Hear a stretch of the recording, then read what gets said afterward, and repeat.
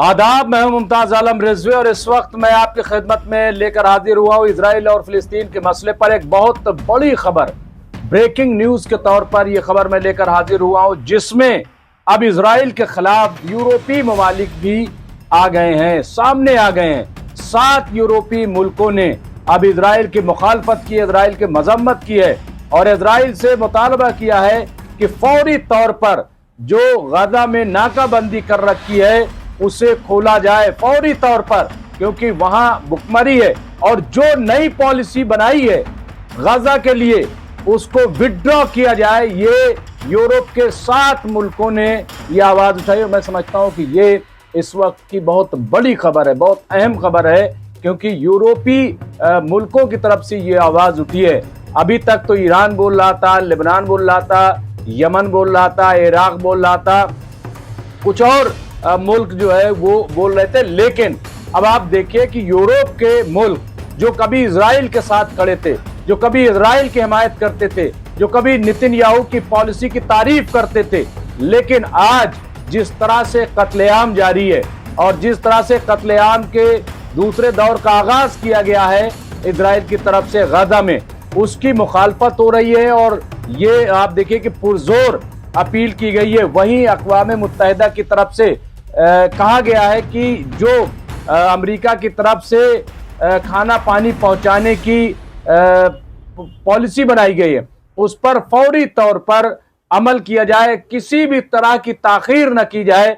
ये अक़वाम मुत्तहिदा का कहना है, जो उनकी इमदादी कमेटी है। तो ये अपने आप में एक बहुत बड़ी बात है। आप देखिए कि यहाँ पे जो मुल्क हैं वो कौन से 7 मुल्क हैं यूरोप के कि जो इजराइल के खिलाफ खड़े हो गए हैं, गाजा के अवाम की हिमायत कर रहे हैं और जो अपील कर रहे हैं, और दरअसल अपील क्या एक तरीके से लानत मलामत इजराइल को कर रहे हैं। इसमें आइसलैंड है, आयरलैंड है और लक्समबर्ग है, माल्टा है और सिल्वेनिया है, स्पेन और नॉर्वे।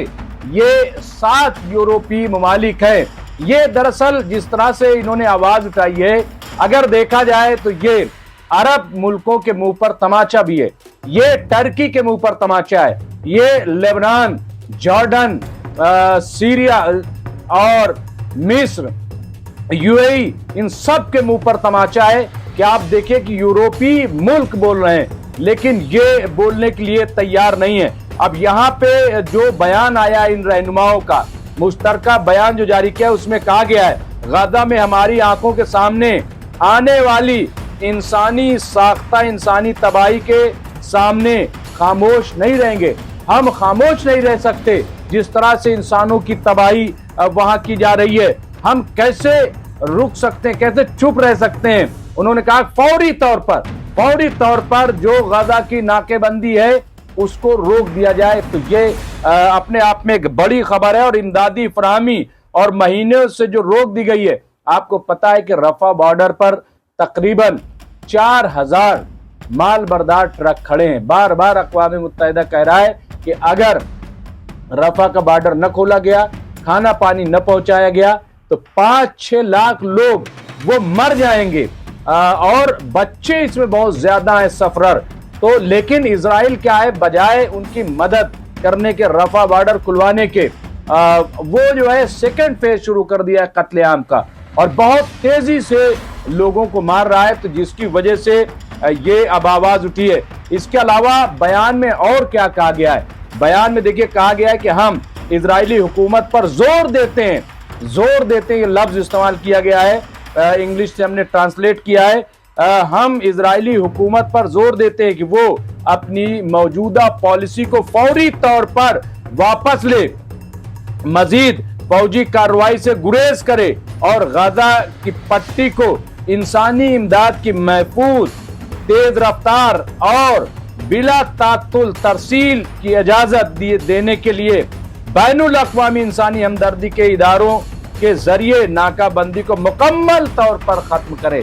तो ये मैं समझता हूँ कि बहुत बड़ी डिमांड की गई, बहुत बड़ी मांग की गई है। और उन्होंने ये भी कहा कि हम देख रहे हैं कि 50,000 से ज्यादा गाजा में लोग मारे गए हैं, जिनमें बच्चे हैं, औरतें हैं, बुजुर्ग हैं, सब उसमें शामिल। अगर फौरी कार्रवाई न की गई तो आने वाले दिनों में और हफ्तों में बहुत से लोग भूख से मर सकते हैं।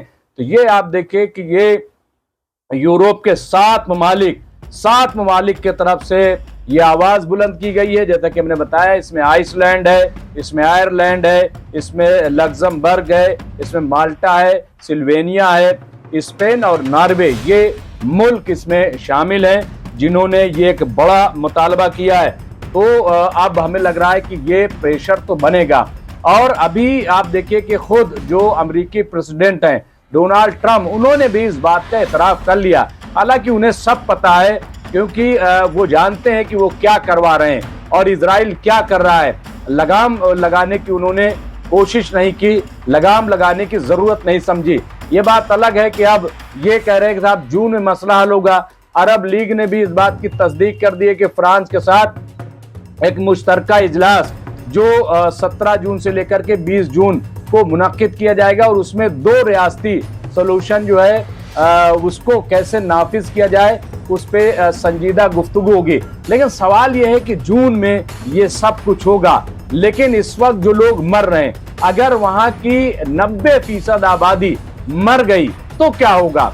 वहां आटा खत्म है, वहां चावल खत्म है, वहां पानी की किल्लत है। और मैं आपको बताऊं कि वहां ये हालात हैं कि 1400 गुना चीजों के रेट बढ़ गए हैं। अब गरीब आदमी वहां कैसे खरीदेगा? भुखमरी का शिकार। और सबसे ज्यादा मैं आपको बता रहा हूं कि वहां औरतें और बच्चे, ये उनकी जिंदगियां खराब हो रही हैं। तो ऐसे में अब ये जुल्म की इंतहा है और नेतन्याहू अब दुनिया के प्लेटफॉर्म पे एक जालिम के तौर पर उभर के आए हैं और इन्हें सब ये मान चुके हैं।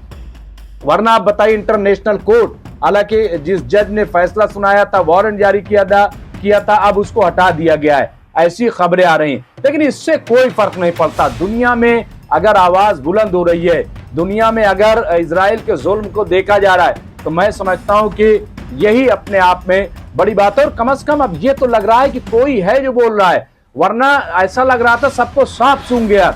यूएनओ जो है वो रिपोर्टिंग करने की सिर्फ एक मशीन बन गया है, बाकी कोई मतलब नहीं। ओआईसी खामोश बैठ गया, ठंडा बैठ गया। अरब लीग है, अब इन्होंने जून की बात कही। लेकिन सवाल यह है कि आप अलग रियासत बनाने की बात करते हो, लेकिन वहां खाना पानी कैसे पहुंचे, इस पर बात क्यों नहीं होती? जो रफा का बॉर्डर है वो खुले, इस पर बात क्यों नहीं होती? इसका मतलब यह है कि लोगों को मार दिया जाए और उसके बाद वहां चल करके अलग से एक देश बनाया जाए जो अमेरिका के नक्शे कदम पे चले, जो इजराइल के अंडर में रहे। ये क्या बात है? ये कितनी शर्मनाक बात है। आप देखिए, यूरोप के मुल्क बोल रहे हैं, लेकिन ये अरब के जो ममालिक हैं, मुस्लिम ममालिक जो है, वो बोलने के लिए तैयार नहीं है। अब ईरान ने भी चैलेंज कर दिया है। ईरान को जिस जबान का इस्तेमाल किया था अपने 3 दिन के दौरे पर डोनाल्ड ट्रंप ने कि ईरान इस खित्ते के लिए सबसे बड़ा खतरा है, तो अब ईरान ने नाराजगी जताई है और ईरान ने इसका सख्त जवाब दिया है, जो मैं आपको बाद में स्टोरी दिखाऊंगा। लेकिन इस वक्त ये सबसे बड़ी खबर थी और 7 यूरोप के मुल्कों का इस तरह से बोलना, ये यकीनी तौर पर मैं कह सकता हूं कि ये अरब ममालिक के मुंह पर एक जोरदार तमाचा है। तो बहरहाल इस तरह की खबरों के लिए हमारे साथ जुड़िए और देखते रहे एमएमसी न्यूज इंडिया। हमारा हर रोज रात 10:30 बजे लाइव होता है। इसके साथ साथ हम 2 बजे स्पेशल लाइव भी इसी मौजू पर करते हैं। हमें दीजिए इजाजत। बहुत बहुत शुक्रिया।